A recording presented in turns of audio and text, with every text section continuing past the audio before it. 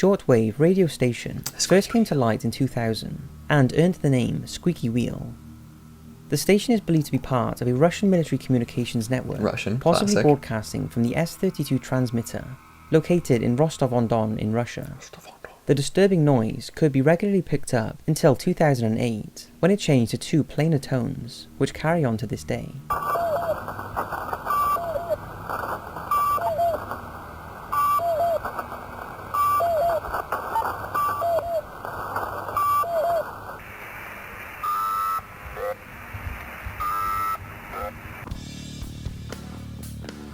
Sounded like a frog at the end there. That's my contribution to this one, is that it sounded like a frog. I'm no code breaker, but it does sound like they're trying to communicate something, right? It sounds deliberate. It sounds like something is, maybe encoded there. Maybe those sounds, those tones mean something specifically. What that might be, I can only guess at. And I'm guessing that they're saying right now, the person listening to this broadcast, you are now being monitored by Russian military intelligence. Make one wrong move and we will snap your neck from 100 miles away. Wading River Radio Station. The Benson House, an unassuming 3-story red Wading River home tucked away into the woods from outsiders in Long Island, was the spot where FBI agents and radio technicians lived in secret from 1942 to 1945. When a businessman from Spain was coerced by the Germans to work for the Abwehr German intelligence, he contacted the FBI and soon became a double agent. The FBI hid a radio antenna somewhere in the woods on the 71-acre property, used an engine from a vehicle to disguise the suspicion of a generator, and set up a secret radio station on the upper 2 floors of the home. The FBI broadcasted hundreds of accurate and misleading messages to German intelligence in Hamburg, who thought they were communicating with their own agents in the United States. In April 1942, German intelligence sent a message inquiring information about the atomic bomb. The FBI helped deceive the location of the D-Day invasion and misled Japanese forces in operations in the Pacific. Classic military intelligence, classic double-crossing, classic double agents. It's always very interesting to find out how all that's happening, and it's even more interesting to think about what could be happening right now, especially with all the random technology advances since then. Oh boy. The broadcast emits short, monotonous buzzing tones, which repeat at an approximate 25 tones per minute, occurring 24 hours a day. On rare occasions, the buzzing will be interrupted by a Russian voice, though no one knows why. The first reports of this odd station were made back in 1973, and its origins have been confirmed as Russian, with the station widely being associated with the Russian Air Force. Mikhail, Dmitry, Zhenya, Boris.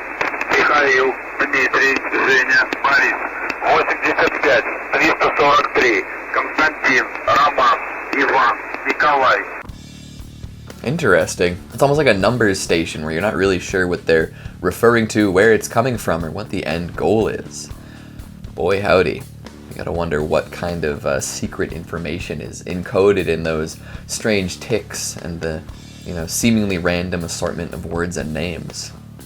Hello everybody and welcome back to Top 10 Central Dark, your place for all things horror. I'm your host Keegan Hughes, and today we're taking a look or a listen to some scary radio transmissions you shouldn't listen to. So, maybe don't. I don't know. I can't stop you from listening to this, but, the title implies that you shouldn't. So we'll see what happens. Let's see if we can decode any of these. Here's some things we're not supposed to hear. 1894 or 1995, a Columbia University's radio signal was hijacked by an unknown individual. During the broadcast, a voice can be heard appearing to read obituaries, at one point even mentioning Robert Oppenheimer, the father of the atomic bomb. A tape recording of this event was captured by a 4chan member and subsequently posted online.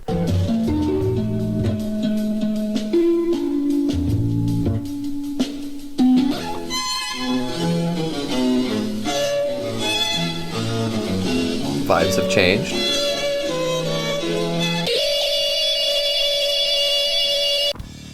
The vibes have changed. That was a big change, absolutely. I want to hear some of the obituaries. I don't want to hear... I don't know what to tell you. That is a little creepier, but again, it's probably just somebody like freaking with the good old airwaves. They're hacking in because they know how to and they want to mess with some people. I don't know if it's unlistenable. I don't know if it's paranormal in nature. What I will tell you is that I'm really loving all these stock images of radio microphones. Ain't nothing quite like it. During this period, there were many international tensions, including the Vietnam War and the Cuban Missile Crisis, as well as the Berlin Wall and the growth of weapons of mass destruction. But it was towards the end of the Cold War that radio hams all over the world started to pick up some bizarre broadcasts. And this next one is one of the most widely heard stations, known as the Gong Station, and it's pretty disturbing.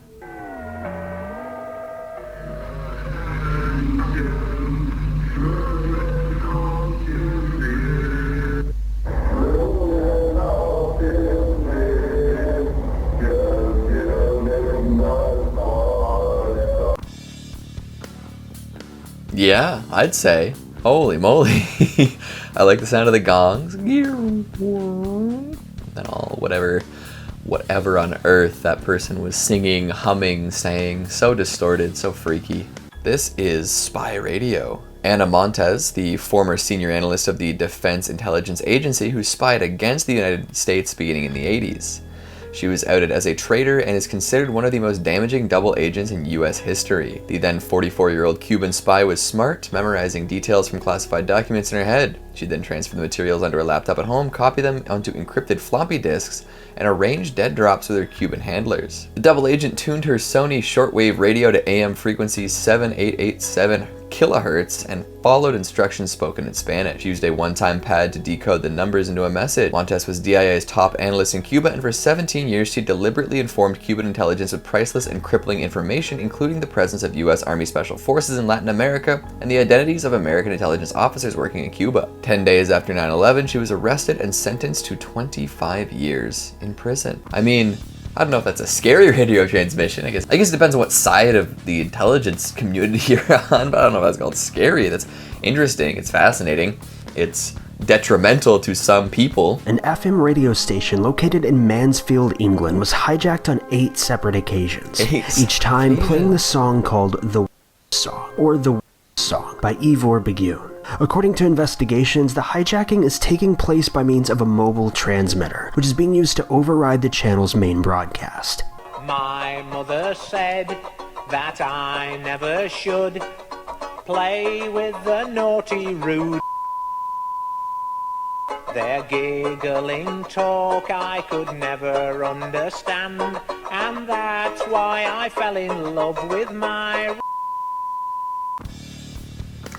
Well, we know what that song's about. Wow, that is fantastic. Way to go, whoever is hacking into this radio station and playing this, inappropriate tune. I'm sure it's very tongue-in-cheek. Nothing horrific about the song. No swear words, no nothing. But the implication is there. The Pip is thought to have close links to the squeaking wheel, and is a shortwave radio station that broadcasts by day on frequency 5448 kHz, and changes at night to 3756. The Pip has broadcast 24 hours a day since 1986, and is basically a series of beeps that occasionally get interrupted by voices in Russian. Although English speakers refer to it as the Pip, in Russia it's known as Kaplia, or the drop. Take a listen.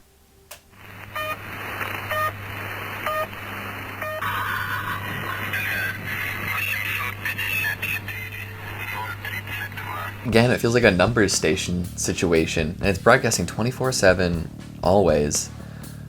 People, have they tried decoding the beeps? Is there a pattern? Is it a singular kind of like a repeating kind of thing? What are the voices saying?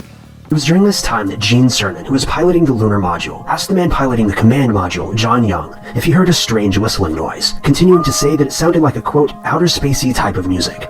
John concurred, then asked Tom Stafford, who's in the lunar module with Cernan, if he heard it, to which he agreed as well.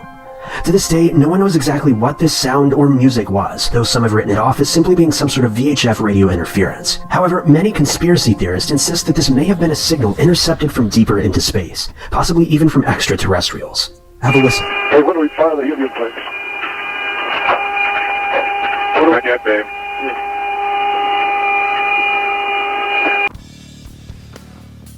That'd be sweet if it was alien music. That means that they are like the true 100% underground music fans. Nobody else has heard that but them. They were the first to hear it on Earth. They were ahead of the curve. And therefore all astronauts are hipsters. That's a really dated joke. I'm so sorry.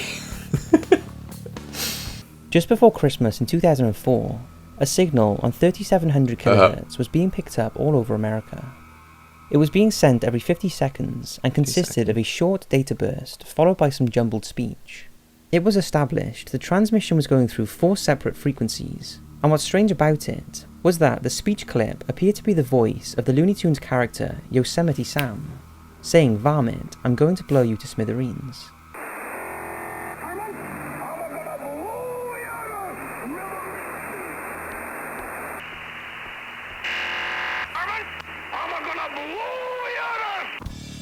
Varmint, I'm gonna blow ya to smithereens. Legendary. I like that. This is like it's like sampling in music, you know? You just pull something, repurpose it, use it, people remember it. Absolutely. The one thing I wish they would have done is they should have taken that clip of Daffy Duck that's so viral right now. I slammed my in the car door. That is all the time we have for today, folks. I am sure that there are plenty of bloopers. Make sure you stick around. Let us know what you thought about these radio broadcasts, whether or not they freaked you out or you just accepted them as part of the wider world. You know, if you're not involved in intelligence, do you really need to be concerned about this? I don't know. I'd be more concerned about what people are secretly sending each other on the internet rather than over radio waves. It's an old-fashioned thing, you know? Thanks for watching, and we'll see you next time. Scary radio transmissions you shouldn't listen to. There's a very interesting code-breaking thing, I think, there. The double agent tuned her Sony short radio. Yeah, it depends on what side of the intelligence agency. I guess it's supposed. I guess it's. What am I trying to say?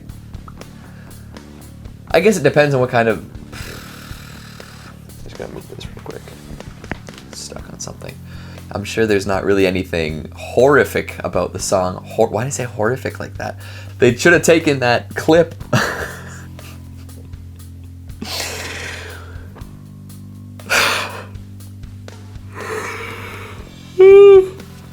don't know, laughing made me yawn.